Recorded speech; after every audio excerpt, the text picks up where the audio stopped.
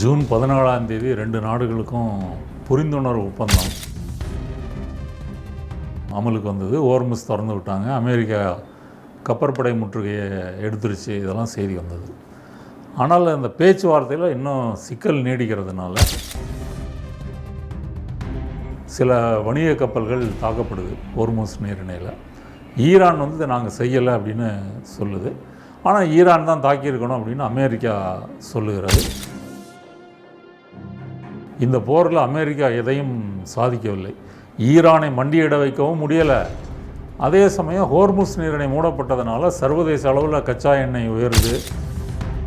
அதனால் அரசியல் ரீதியிலும் அமெரிக்கா தோல்வி, பொருளாதார ரீதியிலும் இப்படி ஒரு நெருக்கடியை அமெரிக்கா சந்திக்குது. விலை உயர்த்துவது என்பது அமெரிக்காவில் விலைவாசி உயர்வுக்கும் பணவீக்க அதிகரிப்புக்கும் இட்டு செல்லுகிறது. இந்த காரணங்கள்னால எப்படியாவது பேச்சுவார்த்தைக்கு இந்த போரை முடிக்கணுன்ற நிர்பந்தம் ட்ரம்புக்கும் அமெரிக்காவுக்கும் இருக்குது.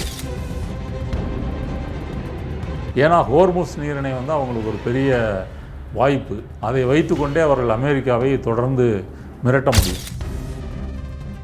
பல அமெரிக்க, ஆசிய, ஐரோப்பிய நிறுவனங்கள் ஈரானில் இன்வெஸ்ட் பண்ணி அதில் லாபம் பார்த்துக்குவாங்க. அதன் மூலமாக அந்த இன்வெஸ்ட்மெண்ட் மூலமாக ஈரான் தன்னுடைய போர் சேதத்தை சரி செய்து கொள்வது.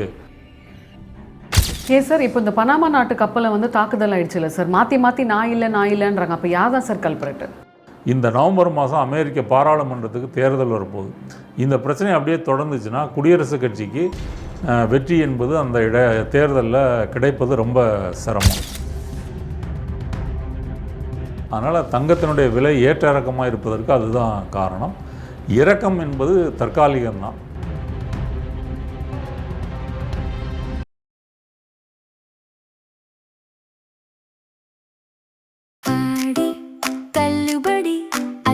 பேரும் அல்லம்படி 6 முதல் 60% வரை ஆடி தள்ளுபடியுடன் சூப்பர் சரவணா ஸ்டோர்ஸ், சென்னை, மதுரை, கோவை.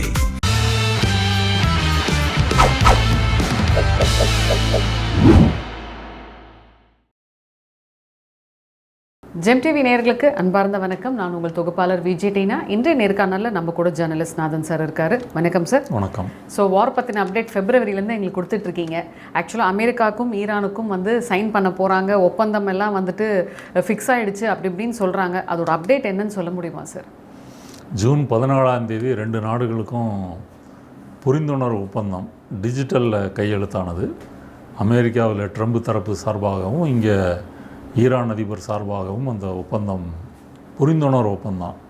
அதுதான் எப்படி பேச்சுவார்த்தை நடத்தலாம், அதில் என்னென்ன அஜெண்டாக்கள் விவாதிக்க வேண்டியிருக்கு, இது தொடர்பாக கையெழுத்து போட்டாங்க. அது போட்ட பிறகு போர் நிறுத்தம் அமலுக்கு வந்தது. ஹோர்முஸ் திறந்து விட்டாங்க. அமெரிக்கா கப்பற்படை முற்றுகையை எடுத்துருச்சு. இதெல்லாம் செய்தி வந்தது. ஆனால் அந்த பேச்சுவார்த்தையில் இன்னும் சிக்கல் நீடிக்கிறதுனால இன்னும் அவர்கள் 1-to-1 சந்தித்து இன்னும் பேசலை. அமெரிக்காவினுடைய தூதுக்குழுவினரும் ஈரானுடைய தூதுக்குழுவினரும் கத்தார் நாட்டில் சந்தித்து பேசுகிறதா தான் திட்டம். இப்போவும் சிலர் இருக்காங்க, கத்தாரில் இருக்கிறாங்க. ஆனால் அங்கே பாகிஸ்தான் கத்தாருடைய அதிகாரிகளை பார்த்து தான் பேசுகிறாங்களே தவிர அமெரிக்காவும் ஈரானும் இன்னும் நேரடியாக சந்தித்து பேசவில்லை. ஈரான் வச்சுருக்கிறதுல முக்கியமான ஒப்பந்தம் என்னென்னா 2 சொல்லியிருக்காங்க. ஒன்று, வெளிநாட்டில் எங்கள் சொத்துக்கள் முடக்கப்பட்டிருக்குது, $6 பில்லியன் அளவில் சொத்துக்களை விடுவிக்கணும். ஹோர்முஸ் நீரிணை கடல் பகுதியில் அதில் மேல் இருக்கின்ற எங்களது உரிமையை அங்கீகரிக்கணும். இதுதான் அவங்களுடைய கோரிக்கை. அமெரிக்கா பொறுத்தவரை முதல்ல போர் நிறுத்தம் அமலுக்கு வந்த பிறகு அதன் பிறகு நம்ம பேச்சுவார்த்தையில் ஒன்றா பேசலாம் அப்படின்றது அவங்களுடைய நிலைப்பாடு. இடையில் ஹோர்முஸை அமெரிக்கா ஈரான் கப்பல்களை தடுக்கிறதில்ல. அமெரிக்க கப்பற்படை அங்கே இருக்குதே தவிர ஈரான் துறைமுகங்களை நோக்கி வரக்கூடிய கப்பல்களை அமெரிக்கா தடுக்கிறதில்ல. அது வந்துக்கிட்டு தான் இருக்குது. அதே போல் ஈரானும் ஆரம்பத்தில் ஹோர்முஸ் வழியாக கப்பல்களை அனுமதிச்சு தான் வந்தது. ஆனால் இடையில் இந்த பேச்சுவார்த்தை இழுபறி இந்த மாதிரி பிரச்சனை வருது. லெபனானில் முக்கியமாக இஸ்ரேல் போர் நிறுத்தத்துக்கு சம்மதிக்க மாட்டேங்குது. இதையெல்லாம் ஈரான் கோபத்தில் இருந்தது. அதன் பிறகு அவர்கள் ஹோர்முஸை தங்கள் கண்ட்ரோலில் அதற்கு அனுமதி கேட்டுக்கொண்டு தான் கப்பல் போகணும் அப்படின்னு சொல்கிறாங்க. அப்போ ஜூன் 23, 27 25, 27 சில வணிக கப்பல்கள் தாக்கப்படுது ஹோர்முஸ் நீரிணையில். ஈரான் வந்து இதை நாங்கள் செய்யலை அப்படின்னு சொல்லுது. ஆனால் ஈரான் தான் தாக்கியிருக்கணும் அப்படின்னு அமெரிக்கா சொல்லுகிறது. ஈரானை பொறுத்தவரை அப்படி ஒரு பயம் இருக்கணும் அப்படின்றதுக்காக இதை அவங்க செஞ்சுருக்க வாய்ப்பு இருக்குது. இப்போ சர்வதேச கப்பல் நிறுவனங்கள் எல்லாமே ஹோர்முஸ் நீரிணையை இன்னமும் ஒரு அமைதியான ஒரு கடல் வழி பாதையாக அங்கீகரிக்கவில்லை. இன்னும் அதில் ரிஸ்க் இருக்குது. அந்த பகுதியாக போகக்கூடிய கப்பல்களுக்கான இன்சூரன்ஸ் கட்டணமும் அதிகம், அங்கே வேலை செய்யக்கூடிய மாலுமிகளுக்கு ஊதியமும் அதிகம். இந்த நிலை தான் அங்கே இன்னும் தொடர்கிறது. லெபனானை பொறுத்த வரைக்கும் அங்கே என்ன கோர்றாங்க அப்படின்னு சொன்னால், தெற்கு லெபனானில் இருக்கக்கூடிய இஸ்ரேலிய படைகள் பின்வாங்கணும், இஸ்ரேலுடைய கோரிக்கை ஹிஸ்புல்லாக்கள் நிராயுதபாணியாக மாறணும், அந்த இடத்துல வந்து லெபனானுடைய இராணுவம் நிறுத்தப்படணும் இப்படின்னு அவங்களுடைய கோரிக்கை. இது இந்த அமெரிக்கா தலைமையில் இந்த முத்தரப்பு ஒப்பந்தமும் அங்கே அமெரிக்காவில் கையெழுத்திட்ருக்காங்க. ஆனால் ஹிஸ்புல்லாக்கள் என்ன சொல்கிறாங்க அப்படின்னு சொன்னால், ஹிஸ்புல்லாக்கள் நாங்கள் நிராயுதபாணி ஆக்குவது அப்படின்றது ஒருபோதும் நடக்காது. இஸ்ரேல் இராணுவம் இன்னமும் தெற்கு லெபனானில் இருக்கும்போது அதை விரட்டாமல் அதை எப்படி நாங்கள் வந்து ஒத்துக்க முடியும் அப்படின்னு அவங்களுடைய கோரிக்கை. இஸ்ரேலில் பொறுத்த வரைக்கும் அங்கே இருக்கக்கூடிய தீவிர வலதுசாரிகள், நெதன்யாகு, இவர்கள் எல்லாருமே இந்த அமெரிக்கா ஈரான் கூட புரிந்துணர்வு ஒப்பந்தம் கையெழுத்து போட்டதும் அவங்களுக்கு பிடிக்கலை, லெபனானில் முத்தரப்பு ஒப்பந்தம் போடப்பட்டதும் அவங்களுக்கு பிடிக்கலை. ஹிஸ்புல்லாக்களை முற்றிலும் அழிக்கணும் அப்படின்றதான் அமெரிக்காவினுடைய நோக்கம். ஹிஸ்புல்லாக்கள் என்ன சொல்கிறாங்கன்னா, இந்த அமெரிக்கா தலைமையிலான இந்த பீஸ் இனிஷியேட்டிவ் என்பது லெபனானில் ஒரு உள்நாட்டு போரை கொண்டு வருவதற்காக அவர்கள் முயற்சி செய்கிறாங்க. அதாவது லெபனான் இராணுவமும் ஹிஸ்புல்லாக்களும் ஒருத்தருக்கு ஒருத்தர் மோதிக்கொள்ள வேண்டும் என்பதுதான் அவர்களுடைய பிளானு அப்படின்னு அவங்க சொல்கிறாங்க. ஈரானும் ஹிஸ்புல்லாக்களை விட்டு கொடுக்க தயாராக இல்லை. இது இந்த ஒரு முக்கோண காரணங்களால் பேச்சுவார்த்தை வந்து தள்ளி போகிறது. ஆனால் ஜூலை 3வது வாரம் அமெரிக்க தூதுக்குழுவினரும் ஈரான் தூதுக்குழுவினரும் சந்தித்து பேச்சுவார்த்தை நடத்துவாங்க அப்படின்ற ஒரு எதிர்பார்ப்பு இருக்குது. அது பொறுத்திருந்தான் பார்க்கணும். அதே சார் 3வது வாரம் தள்ளி போயிட்டே இருக்கே சார். ஏன் தள்ளி போயிட்டே இருக்குது அப்படின்னு சொன்னால், அமெரிக்காவை பொறுத்தவரை இந்த போரில் அவங்க தோல்வியடைஞ்சிட்டாங்க அப்படின்னே சொல்லலாம். இந்த போரில் அமெரிக்கா எதையும் சாதிக்கவில்லை. ஈரானை மண்டியிட வைக்கவும் முடியலை. அதே சமயம் ஹோர்முஸ் நீரிணை மூடப்பட்டதுனால சர்வதேச அளவில் கச்சா எண்ணெய் உயருது, விலை உயர்கிறது, பெட்ரோல் டீசல் எல்லாமே விலை உயருது. இது அமெரிக்காவில் வந்து $3.25 இருந்த ஒரு கேலனுடைய பெட்ரோல் என்பது இன்றைக்கி $4, $4.50 அளவுக்கு விலை உயர்ந்திருக்குது. அப்போ சராசரியாக ஒவ்வொரு அமெரிக்கனும் இதனால் பாதிக்கப்படுறான். ஒரு அமெரிக்கர்கள் என்ன சொல்கிறாங்கன்னா, நாங்கள் ஈரானில் குண்டு போடுறோம், அதுக்காக இங்கே விலைவாசி உயர்ந்திருக்குது, அதுக்காக எங்களுடைய செலவை நாங்கள் அதிகரித்து அவஸ்தைப்படுகிறோம் அப்படின்னு சொல்கிறாங்க. அதனால் அரசியல் ரீதியிலும் அமெரிக்கா தோல்வி, பொருளாதார ரீதியிலும் இப்படி ஒரு நெருக்கடியை அமெரிக்கா சந்திக்குது. இப்போ ட்ரம்ப் ஆரம்பத்தில் என்ன சொன்னார், ஹோர்முஸ் வழியாக அமெரிக்காவுக்கு ஒரு சொட்டு க்ரூட் ஆயில் கூட வர்றதில்லை, ஏன்னா இங்கேயே நம்ம நிறைய உற்பத்தி பண்ணுறோம், உற்பத்தி பண்ணி வெளிநாடுகளுக்கு ஏற்றுமதி செய்கிறோம், அப்படி இருக்கும்போது எங்களுக்கு ஹோர்முஸ் பிரச்சனைலாம் எங்களுக்கு இல்லை, மற்ற நாடுகளுக்கு தான் அப்படின்னு சொன்னார். ஆனால் கச்சா எண்ணெயை பொறுத்த வரைக்கும் உலக அளவில் ஒரு சங்கிலி, பொருளாதார சங்கிலியில் பிணைக்கப்பட்டிருக்கிறதுனால அதனுடைய ரேட்டு என்பது சர்வதேச அளவில் தான் தீர்மானிக்கப்படுது. அப்படி தீர்மானிக்கப்படும் போது அமெரிக்க பெட்ரோலிய நிறுவனங்களும் அந்த விலையை உயர்த்துறாங்க. உண்மையிலே அமெரிக்க பெட்ரோல் நிறுவனங்களுக்கு அதனால் எந்த செலவும் கூடலைன்னாலும் விலையை அவர்கள் உயர்த்துகிறார்கள். விலை உயர்த்துவது என்பது அமெரிக்காவில் விலைவாசி உயர்வுக்கும் பணவீக்க அதிகரிப்புக்கும் இட்டு செல்லுகிறது. இந்த காரணங்கள்னால எப்படியாவது பேச்சுவார்த்தைக்கு வந்து இந்த போரை முடிக்கணுன்ற நிர்பந்தம் வந்து ட்ரம்புக்கும் அமெரிக்காவுக்கும் இருக்குது. அதனால தான் அவர்கள் ஈரானோட பேசுகிறதுக்கு தொடர்ந்து முயற்சி பண்ணிகிட்ருக்காங்க. ஈரானுடைய சில கோரிக்கைகள்லாம் ஒரு மேலோட்டமாக ஏற்றுக்கொண்டிருக்கிறதுக்கு காரணமும் அதுதான். ஈரானை பொறுத்தவரையும் இந்த போரில் வந்து அது அமெரிக்காவை கொஞ்சம் கலங்கடிச்சிருச்சு அப்படின்னே சொல்லலாம். ஏன்னா ஹோர்முஸ் நீரிணை வந்து அவங்களுக்கு ஒரு பெரிய வாய்ப்பு, அதை வைத்துக்கொண்டே அவர்கள் அமெரிக்காவை தொடர்ந்து மிரட்ட முடியும். இப்போ கூட ஹோர்முஸ் நீரிணையில் திரும்பவும் கப்பல் போக்குவரத்து சுமூகமாக நடைபெறும் சூழல் இல்லாமல் இருக்குது. அதே போல் வளைகுடா நாடுகள்லாம் இந்த பேச்சுவார்த்தை முயற்சியை அங்கீகரிக்கிறாங்க, வரவேற்கிறாங்க. ஏன் அப்படின்னு சொன்னால், அவங்க நாடுகள்லாம் இந்த போரினால் பாதிக்கப்பட்டிருக்கிறாங்க. கச்சா எண்ணெய், இயற்கை எரிவாயு உற்பத்தி, ஏற்றுமதி ரெண்டுமே பாதிக்கப்பட்டிருக்குது. அதனால் சவுதி அரேபியா, அமீரகம், மற்ற ஓமன், கத்தார், பஹ்ரைன் எல்லா நாடுகளுமே இந்த பேச்சுவார்த்தையை விரும்புகின்றன.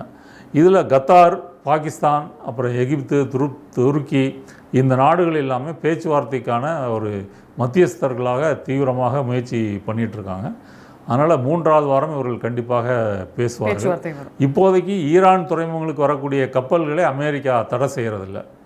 மற்றபடி ஓமான் என்ன முயற்சி பண்ணுது அப்படின்னு சொன்னால், அந்த ஹோர்முஸ் நீரிணையில் ஒரு பகுதி ஈரான்லேயும் ஒரு பகுதி ஓமன்லேயும் இருக்குது. இப்போ ஓமன் வழியாக சர்வதேச கப்பல்கள் வந்து போகிறதுக்கு ஒரு சேஃப்டி பேசேஜை வந்து உருவாக்க முடியுமா அப்படின்னு ஐநா மூலமாக ஓமனும் முயற்சி பண்ணுகிறது. அதுக்கு வந்து அமெரிக்கா நாங்கள் பாதுகாப்பு கொடுப்போம் அப்படின்னு சொல்லியிருக்கு. அப்படி இருந்தாலும் ஈரானுடைய ஒப்புதல் இல்லாமல் அதை அமுல்படுத்துவதும் சிரமம். ஏன்னா ஒரு கப்பல் வரும்போது அவர்கள் திடீர்னு தாக்குறாங்க, ட்ரோன்கள் வச்சு தாக்குறாங்கன்னா அதை நீங்கள் தடுக்க முடியாது. அதனால் ஈரான் சம்மதம் இல்லாமல் அந்த பேசேஜை போற்ற முடியாது. இப்போதைக்கு அதுதான் யதார்த்த நிலைமையாக இருக்கிறது. மற்றபடி இந்த 3வது வாரத்தில் தான் அவர்கள் பேச்சுவார்த்தை நடத்துவாங்க. அது டிஜிட்டல் கிடையாது, டைரக்டாக. ஆமாம், டைரெக்டாக 1 to 1 பேசுகிறது தான் அந்த பேச்சுவார்த்தை. அதில் ஈரானுடைய அணுசக்தி, அந்த செறிவூட்டப்பட்ட யுரேனியத்தை என்ன செய்கிறது, எதிர்கால உற்பத்தி எப்படி செய்கிறது, இதெல்லாம் வந்து பேசுவாங்க. அதே போல் ஈரான் வந்து போருக்கான நட்டையீடு நிவாரணம், அந்த நட்டையீடு நிவாரணத்தை வந்து அமெரிக்கா நேரடியாக கொடுக்காமல் பல அமெரிக்க, ஆசிய, ஐரோப்பிய நிறுவனங்கள் வந்து ஈரானில் இன்வெஸ்ட் பண்ணி அதில் லாபம் பார்த்துக்குவாங்க. அதன் மூலமாக, அந்த இன்வெஸ்ட்மெண்ட் மூலமாக ஈரான் வந்து தன்னுடைய போர் சேதத்தை சரி செய்து கொள்வது அப்படின்ற முறையில் அப்படி ஒரு ஆப்ஷன் வந்து கொடுத்துருக்காங்க. அதையுமே ஈரான் வந்து அது ஓகே சொல்லுன்னு தான் நினைக்கிறேன்.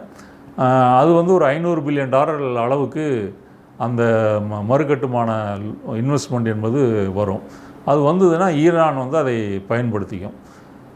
இந்த பணத்தை நீங்கள் திருப்பி கொடுக்க வேணாம், ஏன்னா அது இன்வெஸ்ட்மெண்ட் போட்ட நிறுவனங்கள் அதில் லாபம் பார்த்து சம்பாதிக்கும். பொதுவாக அமெரிக்காவினுடைய போர் நடக்குது அப்படின்னு சொன்னாலே, போர் முடிந்த பிறகு அந்த போர் சேதங்களை சரி செய்வதற்காக அமெரிக்க நிறுவனங்கள் போட்டி போட்டு கொண்டு வரும். அதனால் போர் என்பது ஒரு புறத்தில் ஒரு நாட்டை அழிப்பது, மக்கள் இறந்து போவதாக இருந்தாலும், இன்னொரு புறம் பார்த்திங்கன்னா கார்ப்பரேட் நிறுவனங்களுக்கு பெரிய லாபம் கொடுக்கக்கூடிய ஒரு வாய்ப்பாகவும் இருக்குது. அதை வந்து அமெரிக்கா இப்படி பயன்படுத்திக்குது. ஈரான் கேட்டது நேரடி நிவாரணம். அப்படி நிவாரணமாக கொடுக்காமல் ஒரு கார்ப்பரேட் நிறுவனங்கள் லாபம் சம்பாதிச்சுட்டு இன்வெஸ்ட்மெண்ட் பண்ணக்கூடிய ஒரு ஆப்ஷனை அமெரிக்கா கொடுத்துருக்குது. இப்படி அந்த 3வது வாரம் இது தொடர்பாக அவங்க பேச்சுவார்த்தை நடத்துவாங்க. நம்ம பொறுத்திருந்து தான் பார்க்கணும். சார், இப்போ இந்த பனாமா நாட்டு கப்பலை வந்து தாக்குதல் ஆயிடுச்சுல்ல சார், மாற்றி நான் இல்லைன்றாங்க. அப்போ யார் தான் சார் கல்பரேட்? இல்லை, அது ஈரானை விட வேறு நாடுகள் தாக்கியிருக்க வாய்ப்பு இல்லை. ஆமாம், ஈரானை பொறுத்த வரைக்கும் அங்கே அந்த ஹோர்முஸ் நீரிணை கண்ட்ரோல் வந்து தங்கள்கிட்ட இருக்கணும். தங்கள்கிட்ட கேட்டுட்டு தான் கப்பல் போகணும் வரணும் அப்படின்றதில் அவங்க உறுதியாக இருக்கிறாங்க. இந்த போரில் அவங்களுக்கு இருக்கக்கூடிய ஒரு துருப்புச்சீட்டு என்பதே ஹோர்முஸ் நீரிணை தான். அதனால் விட்டு கொடுப்பதற்கு அவர்கள் தயாராக இல்லை. அடுத்தது ஈரானில் வந்து IRGCயாக இருக்கட்டும், முஸ்தபா காமேனியாக இருக்கட்டும், சுப்ரீம் லீடர், இவங்க எல்லாருக்குமே அமெரிக்கா மேலே ஒரு நம்பிக்கையின்மை இருக்குது. ஏன்னா கடந்த காலம் 2015 ஒபாமா காலத்திலிருந்து இவர்கள் பேச்சுவார்த்தை என்பது இழுத்தடித்து கொண்டு, ஒபாமா காலத்திலலாம் 2 ஆண்டுகளுக்கு மேலே பேச்சுவார்த்தை நடந்தது. 2 years. ஆமாம், அப்படி இழுத்தடிக்கிறாங்க. இவங்க மேலே நம்பிக்கை வைக்க முடியாது. போர் இப்போ நிறுத்தினாங்களும் திரும்ப தாக்குவாங்க. இந்த மாதிரி ஒரு கருத்து இருக்குது. ஈரான் அதிபர் பெசஸ்கியான் போன்றவர்கள் வந்து மாறுபட்ட கருத்தை கொண்டிருக்கிறாங்க. அப்படி ஒரு குழப்பம் ஈரானுக்குள்ளேயே இருக்குது. அவங்களுக்குள்ளேயே ஒரு ஒத்த கருத்து வந்து இல்லை அப்படின்னு வந்து சொல்லலாம். அதனால் இன்றைக்கி போர் நிறுத்தத்துக்கு அமெரிக்கா ஒத்துக்கொண்டதோ, இந்த பிரச்சனைகளை பேசுவதற்கு காரணமோ இந்த ஹோர்முஸ் நீரினை நம்ம கையில் எடுத்தது தான். அதனால் அதை விட்டுறக்கூடாது அப்படின்றதில் ஈரானில் இருக்கக்கூடிய தீவிர பிரிவினர் வந்து முயற்சி செய்கிறாங்க. அதனால் பனாமா கப்பல் மட்டுமல்ல, மற்ற ஓரிரு கப்பல்கள் தாக்கப்பட்டது கூட ஈரான் தான் காரணமாக இருக்கும். அது சொல்ல வர மெசேஜ் என்னென்னா, ஹோர்முஸ் என்னுடைய கண்ட்ரோலில் இருக்குது, நான் சொன்னால் தான் யாரும் போக முடியும் வர முடியும் அப்படின்றது வெளி உலகத்துக்கு அறிவிக்கிறதுக்கு தான். வெளி உலகமும் அதை ஏற்றுக்கொண்டுருச்சு. அதனால தான் இன்றைக்கி வந்து அங்கே இன்சூரன்ஸ் கட்டணமெல்லாம் அதிகமாக இருப்பதற்கு காரணம் அதுதான்.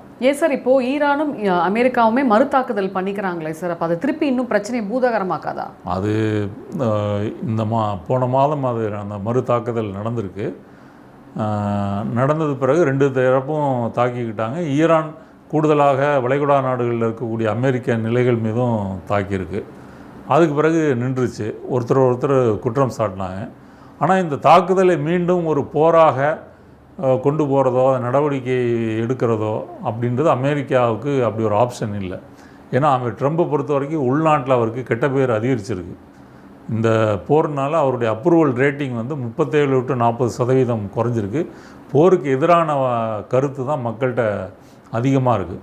அடுத்தது போர்னால் விலைவாசி உயர்வு, பெட்ரோல் டீசல் விலை உயர்வு இது நடந்திருக்குன்றதுனால அமெரிக்க மக்கள்கிட்ட அது எதிர்ப்பு. இந்த நவம்பர் மாதம் அமெரிக்க பாராளுமன்றத்துக்கு தேர்தல் வரப்போகுது. இந்த பிரச்சனை அப்படியே தொடர்ந்துச்சுன்னா குடியரசுக் கட்சிக்கு வெற்றி என்பது அந்த தேர்தலில் கிடைப்பது ரொம்ப சிரமம். அதெல்லாம் கூட்டி கழித்து பார்க்கும்போது எப்படியாவது பேச்சுவார்த்தைக்கு வந்து ஈரானோட ஒரு நெகோசியேஷனுக்கு வரணும் அப்படின்ற நிர்பந்தம் வந்து ட்ரம்புக்கு இருக்குது. ஒரு வகையில் அமெரிக்கா இந்த போர்னால் வந்து என்ன சொல்லலாம், இந்த போர்னால் அமெரிக்கா வந்து எதையும் பெறலை அப்படின்றது ஒன்றில் ஒரு டயர்டாயிருச்சு. பல பில்லியன் டாலருக்கு இந்த போருக்காக செலவழிச்சிருக்காங்க. ஏவுகணைகள் மற்ற ஆயுத தளவாடங்களை தயாரிக்கக்கூடிய அமெரிக்க நிறுவனங்கள் பெருத்த லாபம் பார்த்துருக்காங்க. இப்போ ஈரான் அனுப்புகிற ஒரு ட்ரோனோ ஒரு ஏவுகணையோ ஒரு $20,000 $30,000 இவ்வளோ தான் அதனுடைய விலை. அதை தடுப்பதற்காக இவங்க ஏர் டிஃபென்ஸ் சிஸ்டம் வச்சுருக்காங்கல்ல, அதெல்லாம் மில்லியன் டாலர் கணக்கிலான விலை உடையது. அதனால் இவங்களுக்கு தான் செலவும் அதிகம். இந்த போருக்காக மட்டுமே பல பில்லியன் டாலரை அமெரிக்கா செலவழிச்சிருக்குது. அந்த தொகையை கொடுங்கன்னு சொல்லி நாடாளுமன்றத்துக்கும் அவங்க அதிபர் கேட்டிருக்காரு.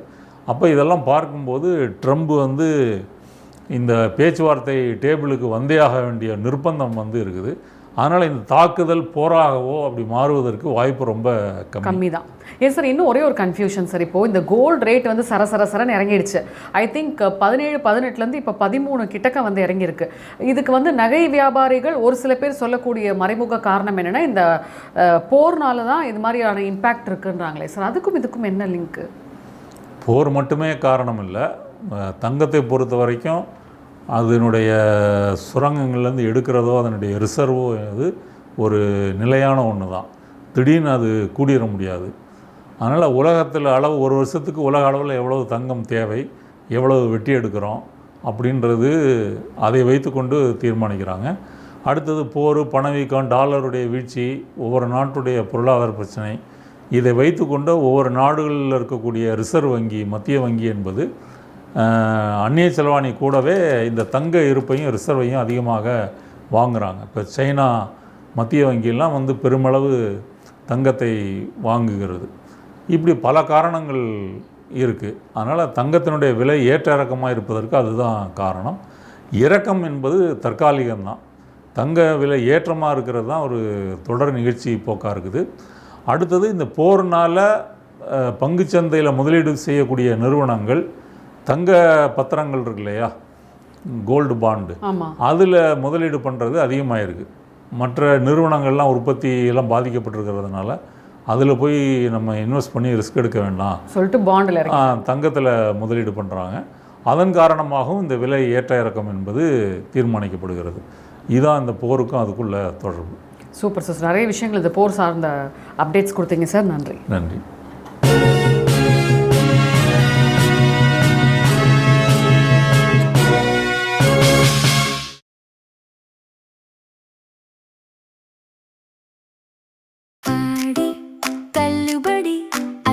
பேரும் அல்லம்படி 6 முதல் 60% வரை ஆடி தள்ளுபடியுடன் சூப்பர் சரவணா ஸ்டோர்ஸ், சென்னை, மதுரை, கோவை.